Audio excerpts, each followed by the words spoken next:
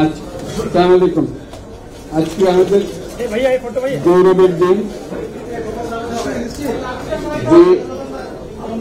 যে বিপ্লবের মাধ্যমে বাংলাদেশ আজকে নতুন বিজয় দিবস সৃষ্টি করলো, সেটাকে সামনে রেখে এবং আরো মজবুত করে আমাদেরকে সামনে এগিয়ে যেতে হবে। যারা এটা সম্ভব করেছে, যে তরুণ সমাজ, তাদের প্রতি আমি আবার সমস্ত প্রশংসা এবং কৃতজ্ঞতা জানাচ্ছি তাদের, তারা আমার কাছে আছে। এরা এই দেশকে রক্ষা করেছে, এই দেশকে নতুনভাবে পুনর্জন্ম দিয়েছে এবং এই পুনর্জন্মে যে বাংলাদেশ পেলাম, সেই বাংলাদেশ যেন অত্যন্ত দ্রুত গতিতে এগিয়ে চলতে পারে, সেটাই হলো আমাদের সফল। সেটা আমরা রক্ষা করতে চাই, এগিয়ে যেতে চাই। আজকে আবু সাঈদের কথা মনে পড়ছে আমাদের, যে আবু সাঈদের ছবি বাংলাদেশের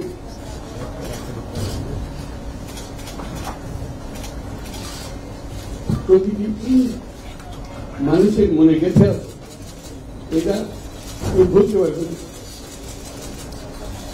কি অবিশ্বাস্য সাহসিক বিপদ। বন্দুকের সামনে দাঁড়িয়ে আছে এবং তারপরে থেকে কোন যুবক, কোন যুবতী আর হার মানে সামনে গিয়ে এবং বলছি যত গুলি মারো মারতে পারো আমরা। যার কারণে সারা বাংলাদেশ জুড়ে এই আন্দোলন ছড়িয়ে গেছে এবং যার কারণে বাংলাদেশ এই দ্বিতীয়বার স্বাধীনতা অর্জন করল। এই স্বাধীনতাটা আমাদেরকে রক্ষা করতেই হবে। শুধু রক্ষা করার নেই, এই স্বাধীনতার সুফল প্রতিটি মানুষের ঘরে পৌঁছতে হবে, তা না হলে এই স্বাধীনতার কোনো দাম নয়।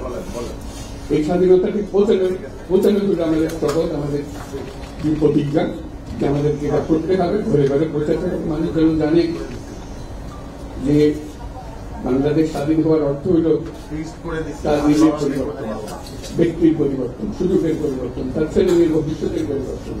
এটা যেন প্রত্যেকে বুঝে গেল এবং আজকের তরুণ সমাজকে বোঝানো যে এই দেশ এটা তোমাদের হাতে, তোমরা এটাকে তোমাদের মনের মতো করে গড়েছো, তোমরা যখন স্বাধীন করতে পেরেছো, তোমরা এটাকে তোমাদের মনের মতো করে গড়তে পারো এবং তোমাদের দেখে সারা দুনিয়া শিখবে কিভাবে একটা দেশ, একটা তরুণ সমাজ গ্রহণ করতে পারে এবং তাকে তাদেরকে আমি বারে বারে এমনি উপদেশ দিই যে পুরনোদের বাদ দাও, তাদের এই পুরনো চিন্তা দিয়ে এটার মুক্তি আমাদের হবে না, তারা দুনিয়া তুলতে পারে। তোমাদের মধ্যে যে শক্তি আছে, যে ক্রিয়েটিভিটি আছে, সৃজনশীলতা আছে, সেই সৃজনশীলতাকে কাজে লাগাতে হবে। বই খাতাতে লেখার জিনিস না, এটাকে প্রকাশ করার জিনিস, স্থাপন করার জিনিস, এটা আমরা এই আজকে আমাদের কাজটা হলো, দায়িত্বটা হলো, তারা যেটা অর্জন করে নিয়ে এসছে, এখন তাদেরকে দিয়ে এটাকে করিয়ে দেওয়ার আমাদের সমস্ত কাঠামোগুলো পরিষ্কার করে দেওয়া। সরকার বলে একটা জিনিস আছে, কিন্তু মানুষের কোনো আস্থা নেই। মানুষ মনে করে সরকার একটা দমন পীড়নের একটা যন্ত্র, যেখানে পায় সেখানে সুযোগ পায় তার একটা কষ্ট দেওয়া, নিগড়ে দেওয়া, সকল স্তর। এটা হলো তার থেকে কেমন ভাবে সামাল দিতে হবে, তাকে একটা ভয়ের একটা জিনিস, তাকে সামাল দিয়ে দেওয়া। এটা হলো সরকার, এটা সরকার হতে পারে। সরকারকে দেখে মানুষের বুক খুলে উঠবে যে আমাকে সাহায্য করবে, আমাকে রক্ষা করবে, আমার সরকার আমার জন্য দাঁড়াবে, সরকার তার জন্য দাঁড়ায়। যে সরকার হবে সেই সরকার মানুষকে রক্ষা করবে, মানুষের আস্থা বাড়বে, এটা উদ্যোগ করে তাকে বলার নিজে নিজে বিশ্বাস করবে সরকারি লোক দেখতে বুঝিয়ে আমার লোক, আমাকে রক্ষা করবে। সেই আস্থাটা আমাদেরকে ফিরিয়ে আনতে হবে মানুষের মধ্যে, তাহলে মানুষও যোগ দেবে। মানুষ এখন পিছিয়ে থাকে, ব্রিটিশের মধ্যে আমাদেরকে ঢুকিয়ে দিয়েছে। আমরা যদি জানতে পারি যে এইটা আমরা সবাই মিলে আমরা অগ্রসর হতে পারি। একটা বড় সারা বাংলাদেশ একটা বড় পরিবার, এই পরিবার আমরা একসঙ্গে চলতে চাই এবং আমাদের মধ্যে দ্বিধা দ্বন্দ্ব যা কিছু সরিয়ে ফেলতে চাই, যারা বিপদে গেছে তাদেরকে পথে আনতে চাই, যাতে করে একসঙ্গে আমরা কাজ করতে পারি। এর মধ্যে আমরা শুনলাম, আসার পথে শুনে আসছি যে এখানে আইন শৃঙ্খলার ব্যাঘাত হচ্ছে, মানুষকে আক্রমণ করছে, ঘরবাড়ি জ্বালিয়ে দিচ্ছে, সম্পদ জ্বালিয়ে নষ্ট করছে, চুরি করছে, দিয়ে যাচ্ছে, অফিস আদালতে আক্রমণ করছে, সংখ্যালঘুদের উপর আক্রমণ করছে, হিন্দু, বৌদ্ধ, খ্রিস্টান, আমেরিকান সবার উপর আক্রমণ করছে। এগুলো হলো ষড়যন্ত্রের অংশ, এগুলো আমাদের বিষয় না।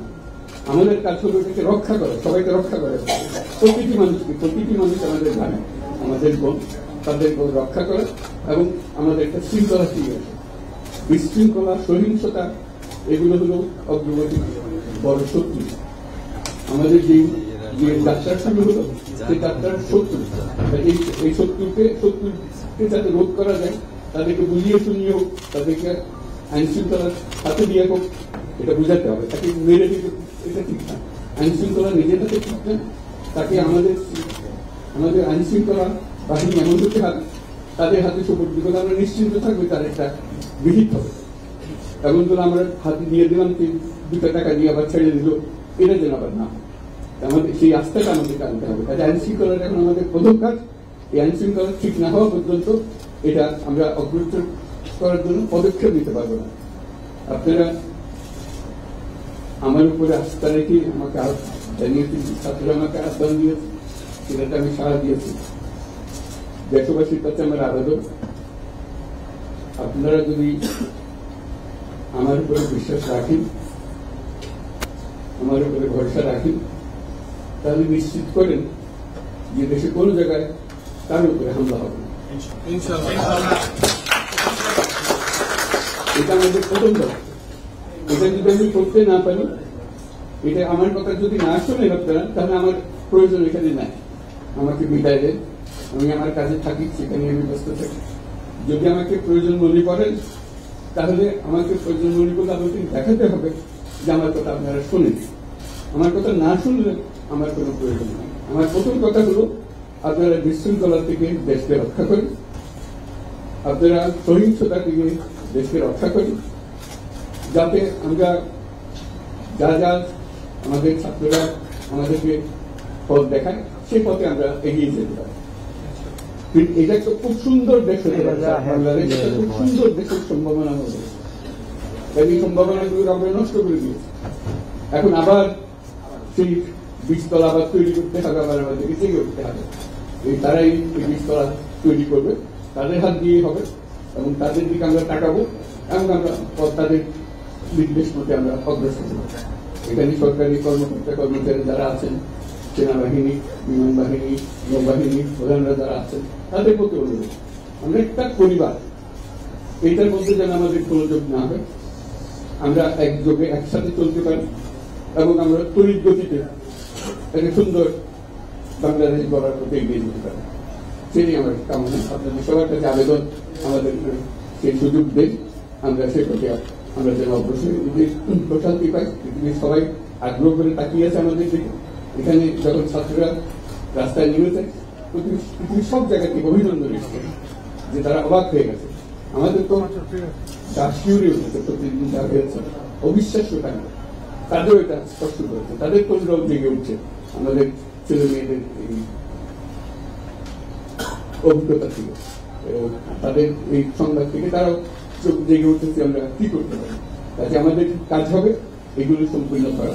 আমরা আজকে থেকে শুরু করলাম, সেটা আশা করি আমরা দ্রুত গতিতে এগিয়ে যেতে পারবো। সবাইকে ধন্যবাদ।